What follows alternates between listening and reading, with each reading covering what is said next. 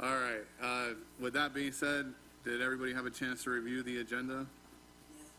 All right. Do I have a motion to approve the agenda? Motion. I have a motion from Parker, a second from Board Member Carey. Any questions on the agenda? Public comments on the approval of the agenda? Hearing none, all those in favor signify by saying aye. Aye. All right, agenda's passed, and we can stand up for the Pledge of Allegiance. Pledge allegiance to the flag of the United States of America and to the republic for which it stands, one nation, under God, indivisible, with liberty and justice for all. All right, that moves us to the consent agenda. Did everybody have a chance to review the board meeting, the prior meeting minutes? All right, do we have a motion to approve the consent agenda as published? So moved. I have a motion from Ms. Polo. Second. Second. Any comments on the motion? Any public comments on the motion? Hearing none, all those in favor signify by saying aye. Aye. Aye, motion passes. All right, and we are on to public hearings. We don't have a city attorney. Oh, who is it, Walker? Oh, perfect. So if you don't mind, JP, give us a minute. Let us get our city attorney established, and then we'll be good. Yes, sir. What's up, man? How are you? Good, and yourself? Good to see you. Happy 4th. Happy 4th. What? Listen, we celebrate independence every day.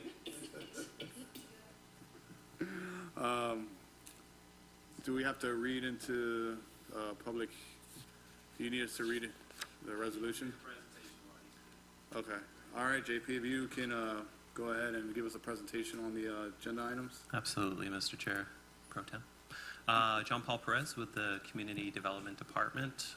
The request before the board tonight is a request for a certificate of appropriateness for the design of the home model within the Moreland subdivision. The recommended motion is to adopt the resolution, which would thereby approve the certificate of appropriateness for the design for the historic district.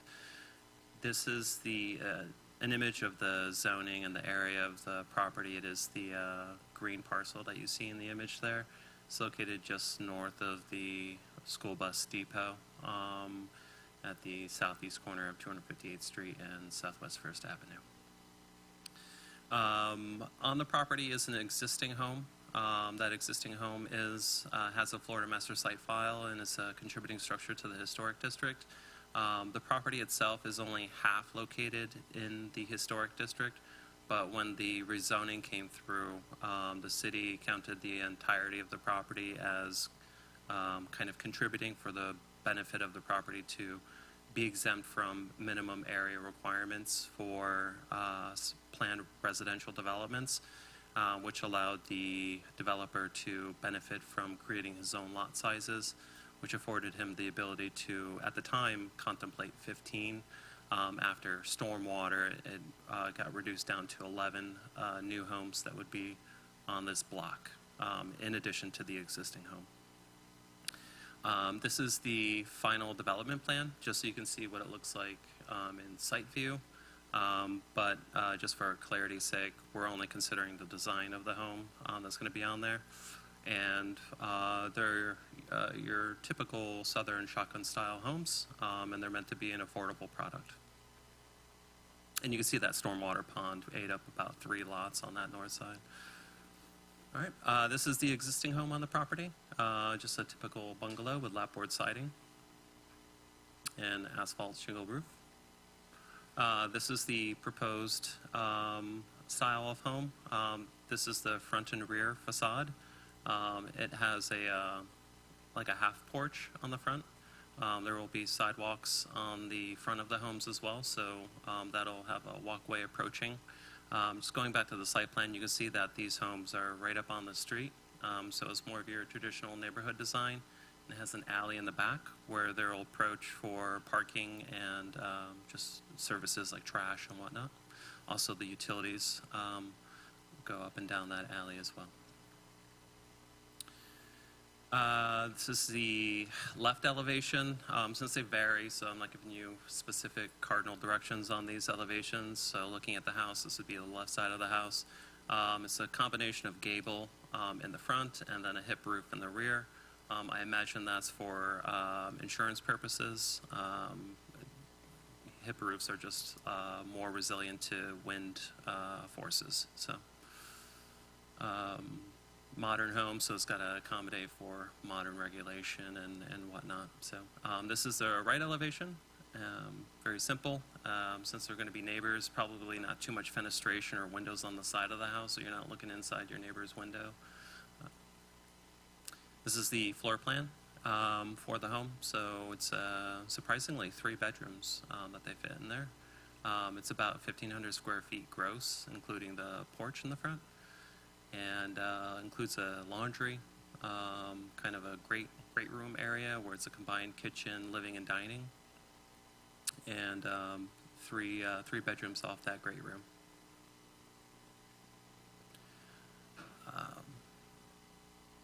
Not sure why that text is like this, but we did find the request consistent with the comprehensive plan, land development regulations, and the criteria for certificate of appropriateness. The applicant is not here, so I'll do my best to answer any questions that the board may have. Thank you, JP. Do you mind going back to the map of the location itself, like that one, back, yeah.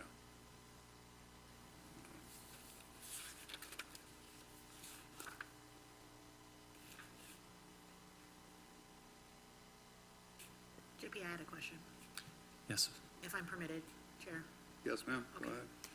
The alleyway, do we have to name that street as well, or is it just gonna be just going from First Ave to Second Ave? Alleys generally don't get street names because the house is addressed to where the first responders will be, but The only reason I'm asking is because of the way that the streets are here in Florida.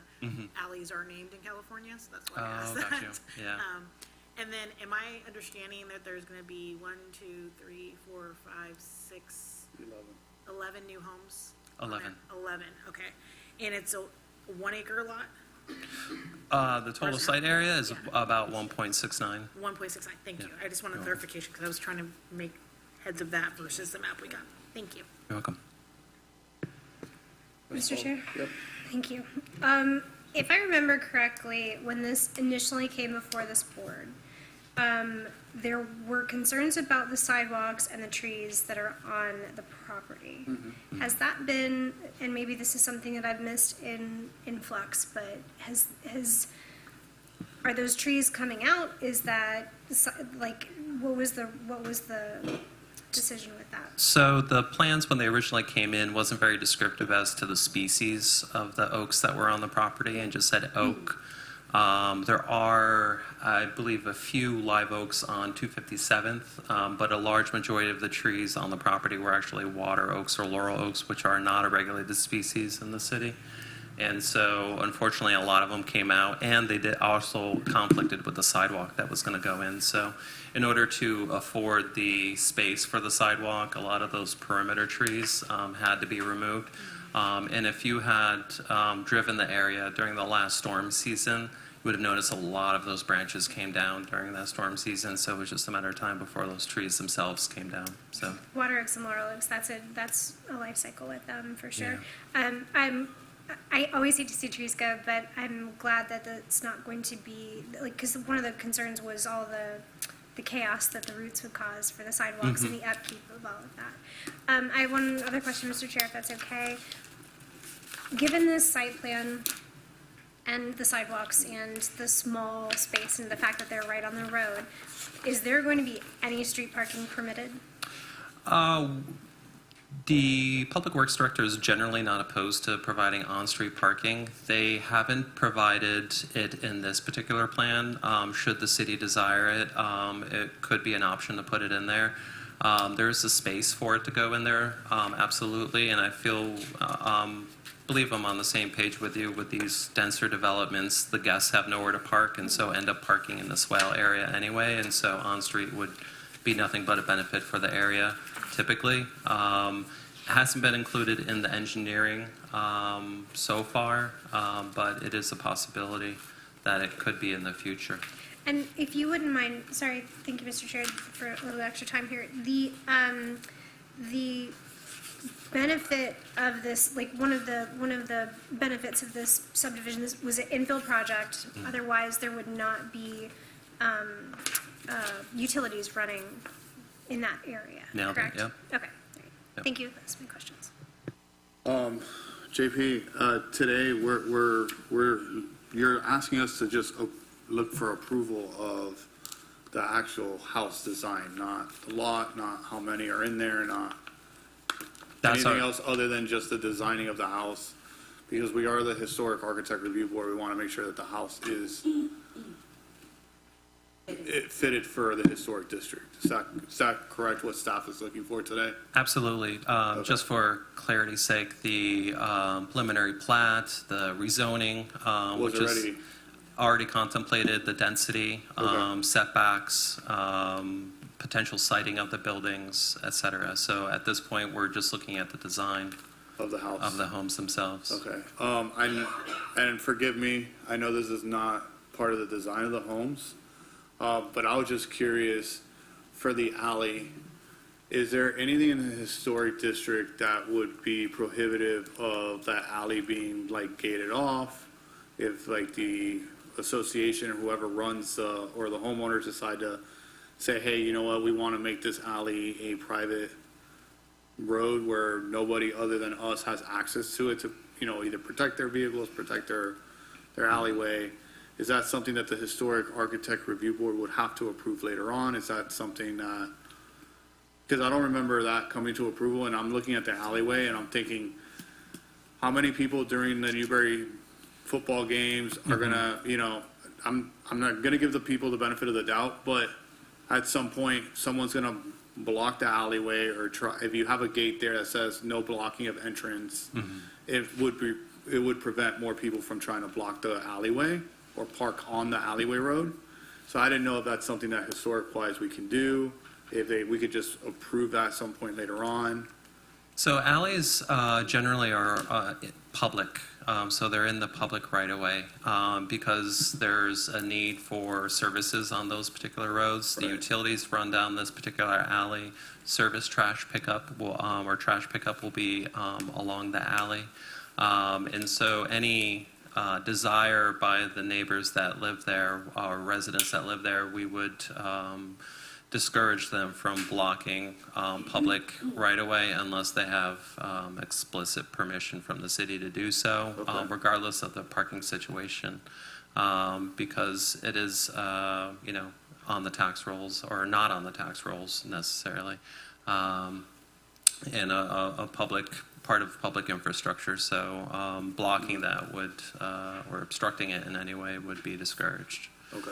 Not When it- something that we would generally encourage anyway, because we need access to it to provide them some of the basic, Utilities and whatnot. urban services that they need. So not encouraged, but it's not anything that wouldn't, like, they couldn't do or couldn't ask for approval for, correct? Well, I mean, in the scenario where they maybe want to do, say it's a very cohesive community of neighbors, and they want to do a little block party, and they want to block it on outside of trash day Right. for a little block party in the back, Yeah. they could probably do that. They would Okay. have to apply for a permit. This particular board wouldn't see that permit, but they could do something to that effect. But generally, just gating it or blocking it or taking it over would likely not be a scenario that the city would encourage or entertain. Okay. And then my question on the house itself, since we're actually looking at approving the house.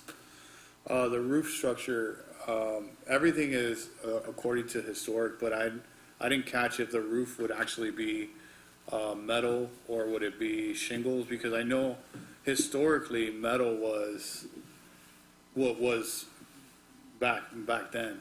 And then it converted to shingles, or like we have flat roofs. But are these gonna be approved for shingle or are they approved for metal only? Asphaltic shingle is going to be the proposed roofing material, and it's mainly an affordability and an access to the market Okay. that the developer has conveyed to staff that he wants these at a low entry point so that they're Okay. affordable for the market. Fair, okay. An additional question. Go ahead. sorry. No, Go ahead. please go. You may have my question. Okay. I realize this is regarding the homes, but I did have a question related to what Board Chair Naheem had. The alleyway, is there any, is the city responsible for the maintenance of that alley, or is the homeowners? And then my second part of the question is, can you do it as a one-way? Because First Avenue will be changing direction to where it's a one-way only. So for feasibility of flow of traffic and so forth, especially on, would that be something in consideration that would come to the board later on? So, let me just go back to the site. I believe it's Northwest First Ave that's going to be come westbound only, not Southwest First Ave. If there are changes to Southwest First Ave, I'm not aware of the change in directional traffic. Regarding the alleys, it's wide enough to support two-way traffic. Is there a particular it's a very low traffic area to begin with, just because it's a very low density area. Was there a specific scenario that gives you No, I'm just alarm thinking about? I was thinking about the long-term growth of the city. So just because it's low dense now, doesn't mean that, Certainly. as all of these other planned improvements go into place, things are gonna look a lot differently in 5 to 10 years. Yeah. Especially as our population increases 10 to 17%, and people might be going that direction or whatever. People are gonna be looking for those easier routes. So that's why I was looking to prevent, if it's a very, I can tell you at Newberry Oaks, even though some of the roads are two ways, when someone parks there, it's not yeah. a two-way. Yes, Okay? yeah. So especially since the alleyway is where the driveways are at, that's why I asked that specifically. Got you. I'm just Yeah. looking for, as we grow as a community, what's gonna be, it's best to do things up front versus asking to be corrective action later on. Yeah. So, Yeah. and I didn't know, First Ave was not going that far down, I thought it was going all the way to a roundabout. So this is after the roundabout? So northwest, we're looking at southwest Okay, here, sorry. so On on the other the side. Okay, north, gotcha. north of here is Newberry Road, a state road at 26, and then north of that, which is right over there, that's Right. Northwest First Ave, and that will be westbound traffic Look only, Got out it. there, going that it'll way. be right. And then Got State it. Road 26 will be eastbound Got only. it, got it. Yep. Wrong street, we're- my Yeah, bad, my bad, No worries. Thanks for the question. no worries. Oh, of course, Ms. Thomas. Thank you. I'm glad you clarified this was about the look mainly of the house. But I wanted to, and I know we'll revisit this at some point, but that is a small road. It's very small. And two things. The house that's there on the corner, that was the lunchroom for the high school back in the 50s, the 40s, 30s, 40s. That was the actual lunchroom for the high school and the elementary.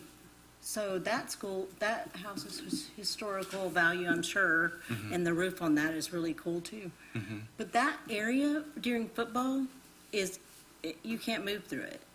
And my aunt lives, just to give you an example, she lives across the street from the football field, and we had to call emergency services one night, and they couldn't get down the road because cars were parked on both sides of the road. So that, in that area, I know how tiny it is, and is it going to be like, are people going to be able to park on the sidewalk like they do in other neighborhoods here in Newberry?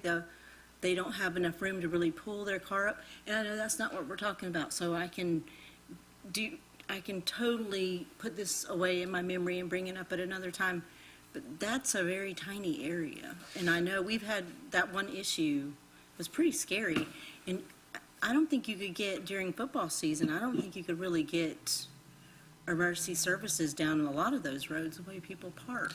So that's going to be fun Yeah, fun. I Yeah. think it's a good way to for the describe it. homeowners. Mr. Chair, Yes. Yeah. just to update everyone on a proposal that is going to be heard by the school board fairly soon, we have actually proposed just to the east and south on-street parking all the way around the football field, resurfacing, both the tennis courts and the basketball courts, and taking that parking all the way around as part of a trade-off in partnership with Latch County School Board. So some of those issues that you're talking about, which Yeah. again, I understand And is you've not seen the it. topic of conversation tonight, but will be addressed in a different phase of planning.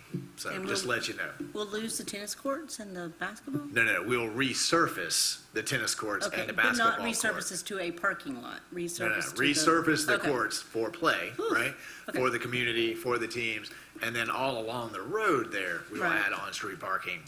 So, Kind of like yeah. what's going on with the elementary school, where you're adding all the on-street Correct. parking. Adding all the on-street parking, the long-turn lane, so it'd be a nicer boulevard, more parking availability, those kinds of things. Are you, I'm done, thank you. so, on the, back to the house, is this, like other developments in Newberry, is this gonna be required to have an HOA for this community? There are common areas like the stormwater management facility, so unless we engage them on, a maintenance agreement, there's going to have to be some sort of controlling entity to make sure that gets maintained. So the only reason, the reason I'm bringing that question up is because of, recent events on Facebook that, the big bad city told a certain business that they can't paint a certain color of their building.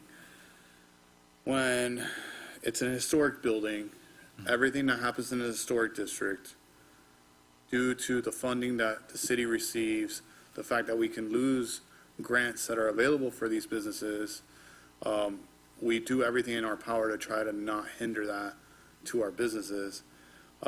Being that these houses, there's gonna be 11 of them. If one of them decides to paint the house pink, and there's not an HOA to try to prevent it, and all of a sudden, is the city gonna be like, hey, since it's in the historic district, it has to come to the historic board to get painted?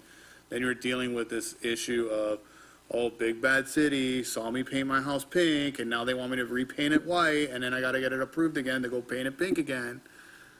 What are the preventative parameters we have in place for something like this, where you're gonna have 11 different people with 11 different styles, to prevent, headaches for the city, headaches for the harb, and personally, headaches from the forums of hearing the issues that come up in the historic district.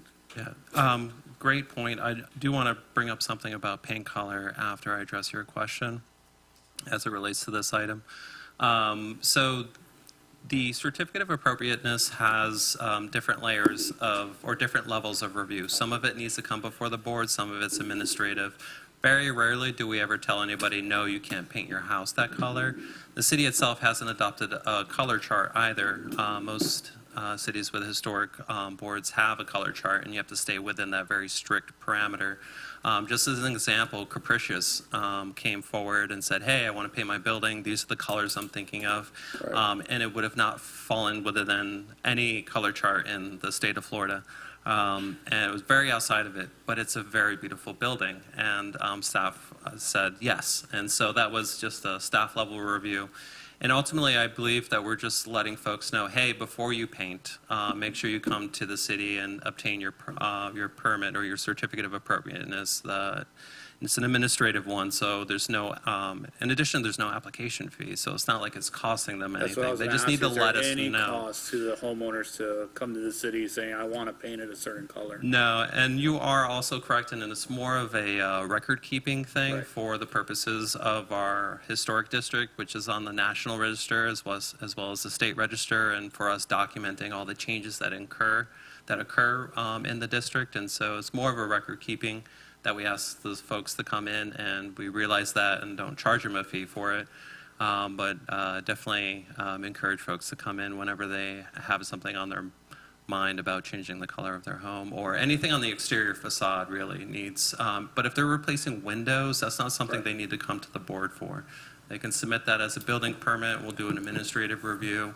They want to change a garage door, or even the roof material. We review those at the permit level consistently.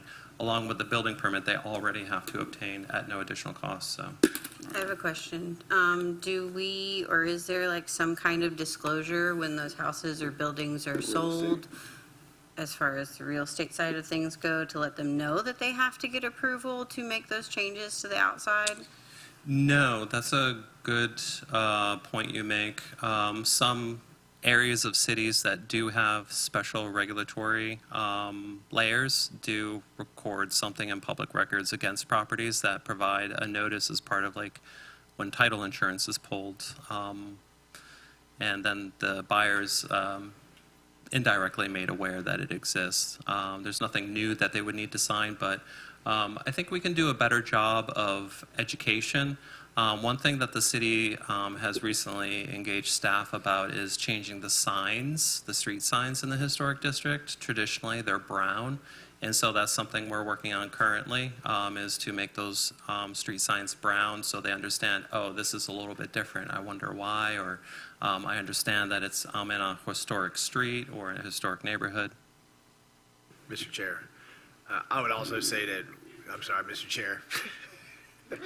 I would Sorry, also just say, for the record, Tim's here, so our Yes. mayor is now the chair. I think we also largely depend on the realtor that's handling the transaction to do the due diligence and let potential buyers know what they're zoned for, what can happen there, what cannot happen there.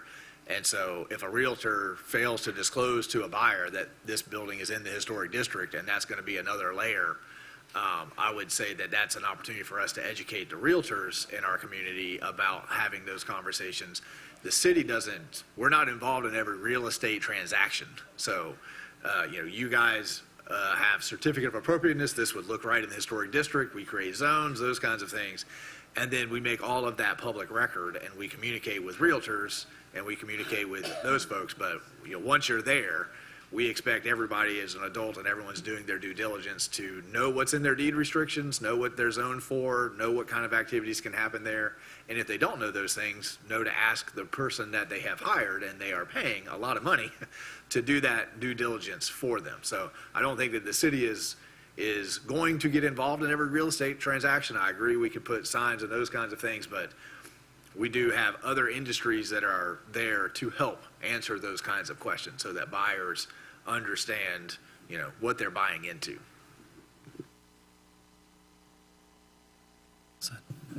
Any other further discussion? Any other questions? Where is the sign? I know there was one at Walker Lee's Fruit Stand, but where, is that sign still there for the historical? It How is. do we, is there a way you could make it, the city could make it more visible? Yes, we're actually working on that. We're doing a wayfinding study that's also being, including some of the historic designation and CRA designation markers, so that folks understand when they're entering those areas, they're coming into the CRA or they're coming into the historic district, and that's part of a bigger plan. That happens when City Hall opens. Yeah, I lived in one in Fayetteville, North Carolina, and there were big, just thought about that, there were big signs at all the entrances to that area. So you were very well aware when you drove there that this was the historical district. It didn't change.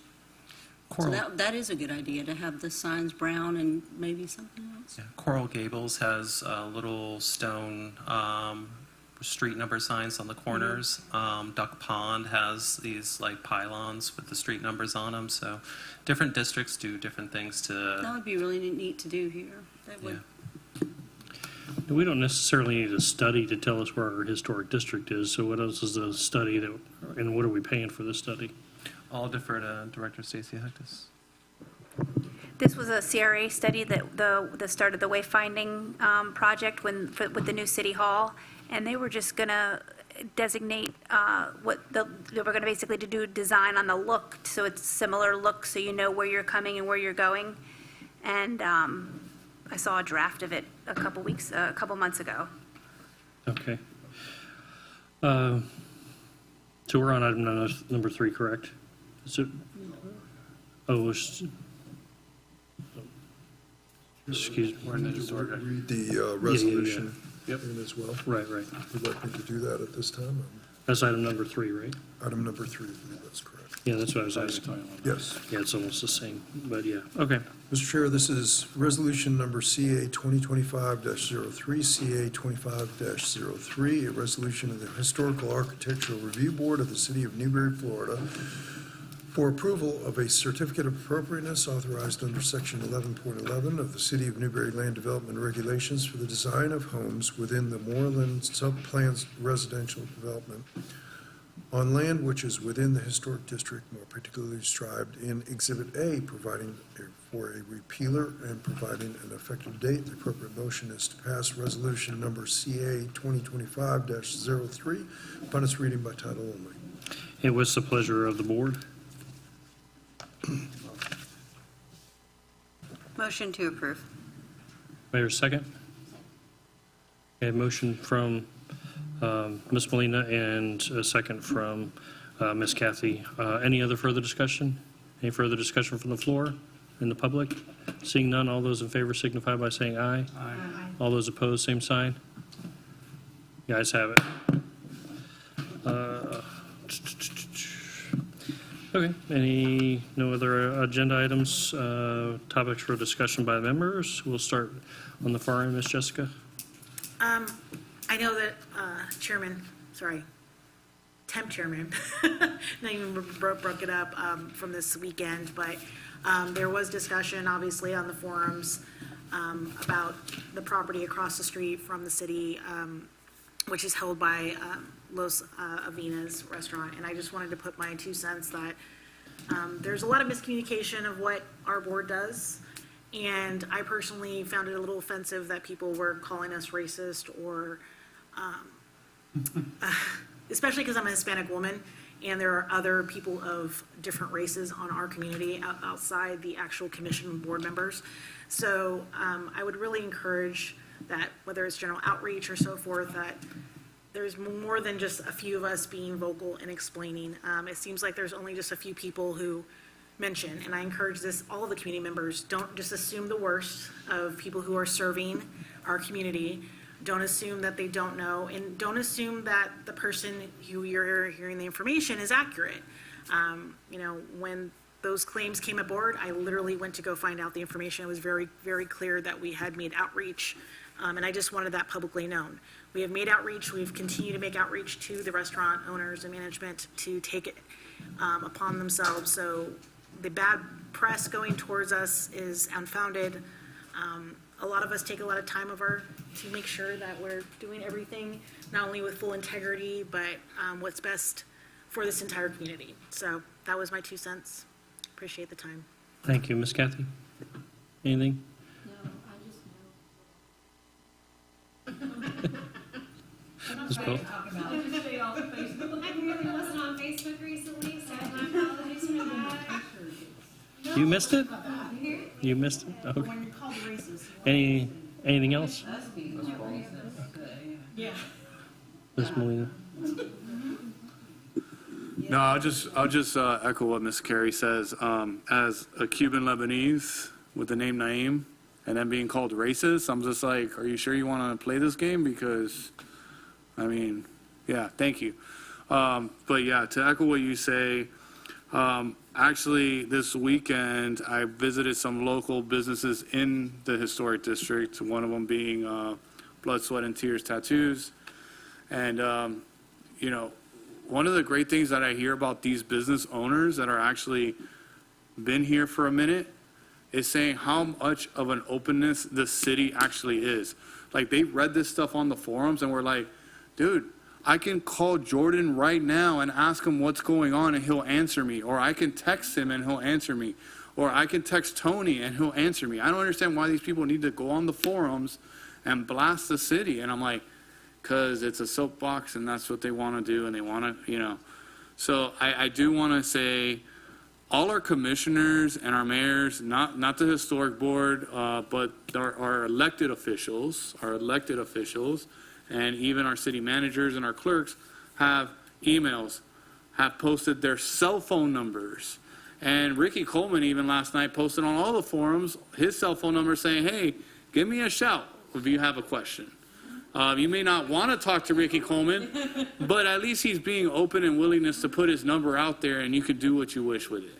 So I do encourage our citizens to take advantage of the fact that you have a board in the city of Newberry, you have a city manager, you have the director of our building, of our planning department, You have staff that is always answering the calls.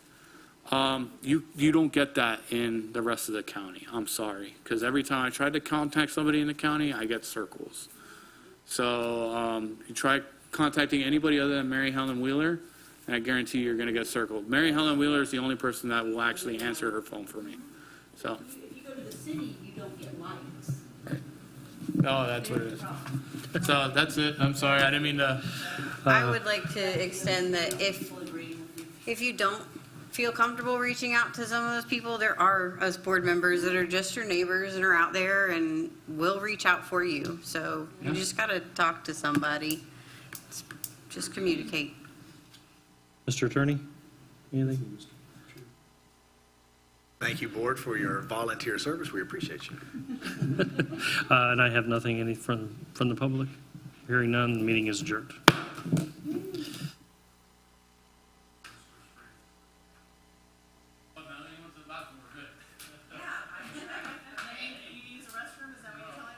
She was trying to be patient. All right, ladies and gentlemen, we'll call to order the Planning and Zoning Board meeting for July 7th, 2025. Time is approximately 6:36. And the first item is the approval of the agenda. Do I hear a motion? Okay, Naeem. Second. And do we have a second from, who was that? Ms. Parker. Ms. Parker. Any discussion on the approval of the agenda? Hearing none. Any from the public? Hearing none. All those in favor signify by saying aye. Aye. The ayes have it, unanimous. Second is the Planning and Zoning meeting minutes from July 2nd. Hopefully we are able to get a chance to read through those. What is the pleasure So of the moved. board? Second. All right, same motion, same second. Any discussion on the minutes, amendments, et cetera? No, any discussion from the public? Seeing none, all those in favor signify by saying aye on this as well. Aye. All those opposed, same sign. The ayes have it. That motion passes unanimous. And that'll bring us to our public hearing and ordinance variance to minimum lot size for the property in an agricultural zoning district. And Madam Director, do you have this one? You have to the quasi-chair. Who's that? You have that one? Okay. If you'll raise your right hand and swear or affirm, will you tell the whole truth and nothing but the truth? I And do. I didn't anyone see else it. that is intending to. I was just still on this line here.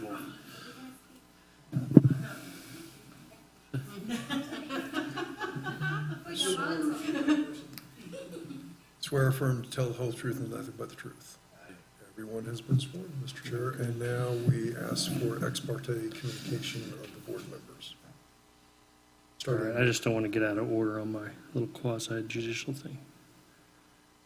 Yeah, let me do that on number 5. sure, certainly, Yeah. certainly. All right, so we're ending our quasi judicial procedure. This means that the commission, or the board in this case, will stop being a legislative body and will become a judicial board, which means that we have to follow certain rules and adhere to different standards of decision-making. The primary rule we must follow concerns testimony, and the substantial and competent evidence standard must be met when the judicial board makes a decision. The standard states the following: all public testimony will be taken under oath. Everyone testifying will be subject to cross-examination.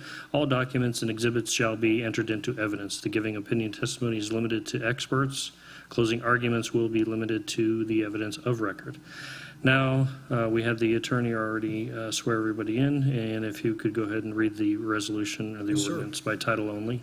This is resolution number 2025-2022, VAR 25-01, a resolution of the City Commission serving as the Board of Adjustment of the City of Newberry, Florida, approving a variance as authorized under Section 3.2.5 of the City of Newberry Land Development Regulations for a reduction in the minimum lot size required in an agricultural A zoning district pursuant to Section 4.4.6 of the City of Newberry Land Development Regulations on certain lands within the corporate limits of the City of Newberry, Florida, more particularly described in Exhibit A, repealing all resolutions in conflict, providing an effective date. The appropriate motion at the appropriate time will be to pass resolution number 2025-22 as read by title only. You can deny the resolution, or you can move it to a date certain in the future.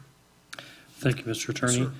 All those who will need to disclose any ex parte communication. Do you have any to disclose? No. And I have none either. Now I'm going to explain the order of the presentation that we'll hear for the quasi. And first item will be the staff overview, then the applicant presentation if they have one, the staff report and recommendation. I'm not aware of any third-party intervener. And then we'll have public comments for as much as 3 minutes per person. The applicant may cross-examine, the party interveners may cross-examine as well, and the staff may cross-examine. Members of the decision-making body through the chair may ask questions of the staff applicant and the participants. Final argument may be made by all parties related solely to the evidence and testimony presented at the hearing and introduced into the record. The city attorney will advise the decision-making body as to the applicable law and factual findings that must be made to approve or deny the application. Then we will have deliberations of the applications followed by a closing vote. So at this time, I'll take the staff overview. Sean Paul, you have the floor. Thank you, Mr. Chair. For a matter of procedure, the applicant hasn't prepared a presentation. Is the chair okay with staff providing their overview and report? If that's okay with the applicant. I think that's a yes. Okay. Thank you. John Paul Perez, Community Development Department. The request before the board tonight is a variance request. This is to the minimum lot size in the agricultural zoning district. The agricultural zoning district requires a minimum lot size of 5 acres, and we'll go into the details as to what the variance, the context of the variance. The recommended motion is for this body to recommend the Board of Adjustment adopt Resolution 2522, granting the variance to reduce the minimum lot size for the subject parcel. And the public hearing before the Board of Adjustment will be held on July 28th, 2025, starting at 7 p.m.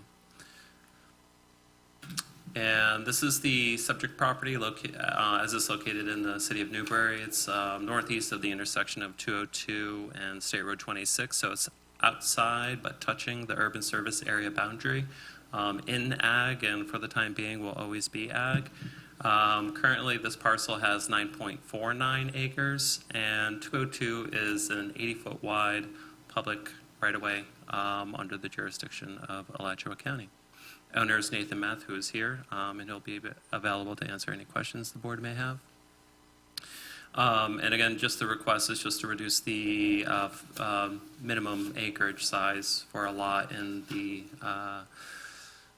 agricultural A zoning district. The ultimate intent is to split the property, and so that's why we're looking at reducing it below 5. At 9.49, he does not hit the 10.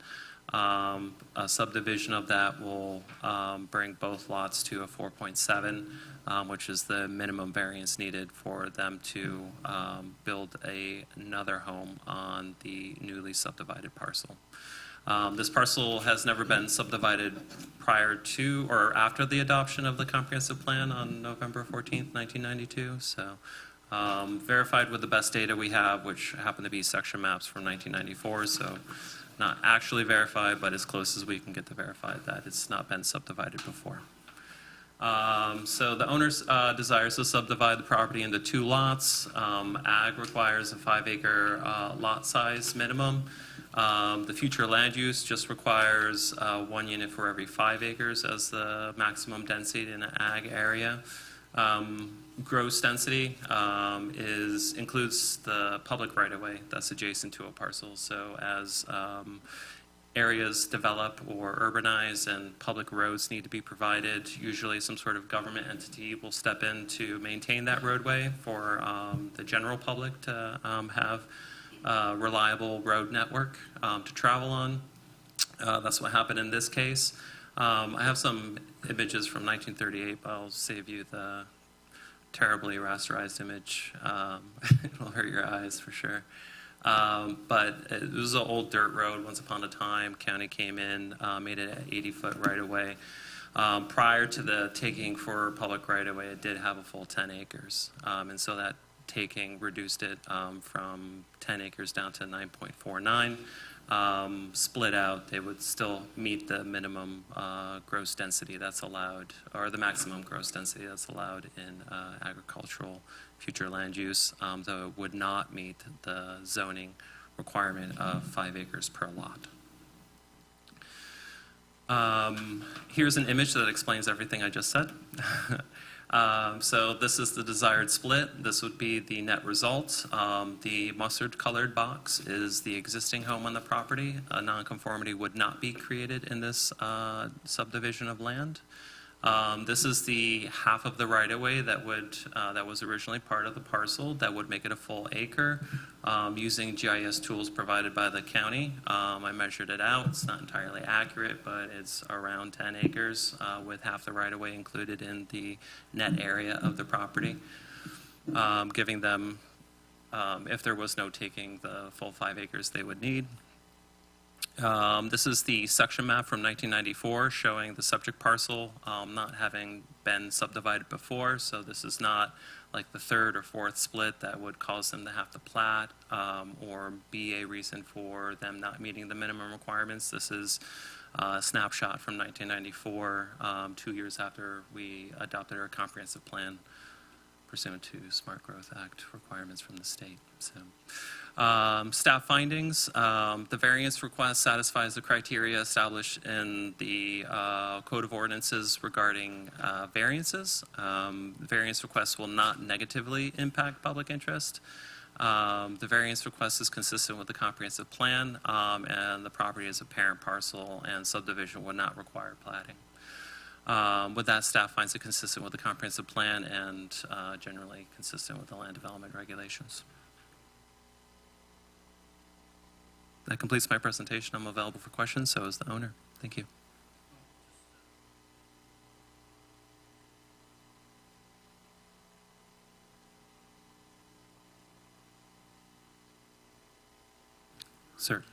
Certainly, Chair. So the recommended motion is for the Planning and Zoning Board to make a motion to recommend the Board of Adjustment adopt Resolution 25-22, file number variance VAR 2501, granting a variance to reduce the minimum lot size requirement for parcel number 04266-006-00 within the Agricultural A zoning district. Is there any public comment on the recommended motion? Okay. Or, I'm sorry, yeah. Yeah, we don't have that. But yeah, I'm sorry, I should have just said, is there any public comment? Come on up, sir. My name is Dr. John Anders. I'm a resident right to the east of Could pull that microphone down there, Doctor. I'm Dr. John Anders. Can you hear me now? Yes, sir. Been in the area for 11 years, and I own the property just to the east of Nair's property. Okay. That's in question. Okay. And known there for quite some time. Nonetheless, everything that he proposed in his proposition, we agree with. Okay. In fact, I've talked to another neighbor just a little bit to the northeast of my property, Steve. He agrees with it as well. Okay. We discussed it over the phone yesterday. Okay, thank you. So we don't have a problem with this subdivision down to 4.7 acres. There's no issue at all with us. Okay. Whatsoever. All right, wonderful. Thank you very much. You're welcome. Any other public comment?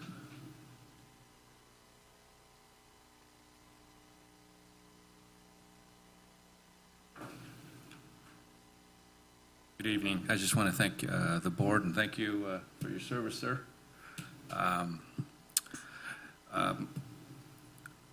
The existing house, my daughter lives there, and we are planning to move next to her so that when the Lord bless us with a grandkids, we can easily get access to them. Or the other way around. Yes, so, I appreciate you coming up here to support this, and thank you so much, sir. Thank you, Mr. JP. Appreciate all your work. And Manager Marlowe. Good title. Thank you, sir. All right. Hey, was there any cross-examination then that stirred in you, Mr. Applicant? No? Okay. You're not going to cross-examine yourself, right? Okay. Members of the decision-making body, do you have any other questions through the chair for the staff? I think I just, when we first started this, I thought it was going to be. Have your microphone on? But it's not. It's just personal, right? Correct, yeah. It's just a second parcel created for Yeah. the purposes he explained, but yeah, no plating, no 40-acre or 40-foot Right. wide lots by D.R. Horton. It's just as for a personal home or anybody else's home that may. Well, may I own it. totally agree. I live like that. I have my whole life with my family all in one place. So I'm so happy for you, and I wholeheartedly think it's a great idea. You have your microphone on. Did you have something? Yeah, I just wanted to say, your family's very much loved in this town. We definitely miss the tacos being local, but it's worth the drive to Jonesville. But you guys have done great things, seeing even your charity work. I mean, you guys, Do it it's, I'm just, Do it thank right. you. Huh? Do it right. Yeah.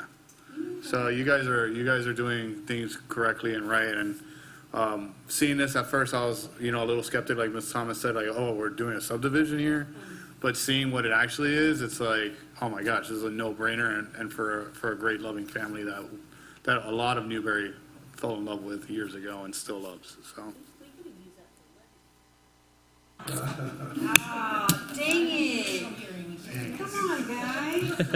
so can we do a motion to approve on the conditions that we got cilantro tacos? All right, any other comments or anything? I had a Uh, question, Mayor. Yes, ma'am.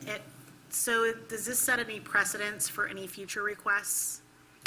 So this it kind of sort of potentially could, however, I think that's our job, is to take all of that stuff into consideration. This is sort of a problem that was kind of created by By the county? government. Yeah, no, the way that I'm yeah. understanding it was Yeah. a timing based on the easement provided for the right-of-way by the county after the property was already sold to the existing people. I couldn't tell you the exact timing of what came before what, if the parcel was in its current form and the taking had occurred. I can only assess the conditions that are out there today. Got it? And there obviously was a taking for the providing of public right-of-way, and otherwise the property would meet the minimum requirements established in the code. And to address your comment, we already have a exact application from Daniel Shore of Shore Builders for this same reason, where he wants to subdivide. We haven't fully completed our review of that one, but we'll treat it just the same, and should there be similar circumstances, we would also be recommending approval of that as well. Is there, I don't know how to phrase this, if there's a minimum or maximum lenience for these type of circumstances, like so much percentage of the acre that's not there, like less than 20%? Because it looks like it's barely there, like, Yeah, I mean, if I'm understanding it's in that. a platted subdivision, like Barrington, though, actually, we've gone down to 2 acres. Okay, So there's there is significant wiggle. significant wiggle And if you room, can tell okay. the difference between 4.7 and 5, God love you. No. I know I can't- I didn't know if there was a specific threshold, because that wasn't mentioned in It's a your good review. question. So like, if that's going to have a variance, like we do a variance or exceptionary variance within, I don't know, 20% of an acre, like on that would make sense to me, like if there was a consistent approach. But if it's based on the unique circumstances to every plot of land, based on when the county touched or took the easement, then that makes sense as well. The factor that we relied on in the decision-making for our recommendation to this board was based on the totality of the property out to the center line of the right-of-way and the density in the comprehensive plan. If it was a density greater than 1 unit for every 5 acres, we would have a difficult time finding it consistent with the comprehensive plan, and probably would recommend denial to the board. But in this particular case, it does meet that minimum threshold, and so we are recommending. Had that right-of-way been greater than 80 feet and we can contribute 40 feet to this property, if it was a 100-foot right-of-way and they had taken 50 feet from them, what would that mean? 4.5 acres per parcel? But as long as that essential circumstance of the gross density is being satisfied, we feel comfortable recommending approval of these variances. Anything else? All right. Any reason for a final argument at all? No? Okay. Could you advise the board of the decision-making substantial competent evidence. Very good. No further deliberations? All those in favor, we need a motion on the floor, actually. Motion to approve. We'll have Jessica have one tonight. So the motion by Board Member Urched and the second by Ms. Carey. All those in favor signify by saying aye. Aye. All those opposed, same sign. The ayes have it, the motion passes unanimous. So the recommendation to the Board of Adjustment will be in favor of passage. No further agenda items. Any other further discussions from the board? We didn't cover in the first? Okay, all right. I have none. Seeing none, motion is, or the meeting is adjourned.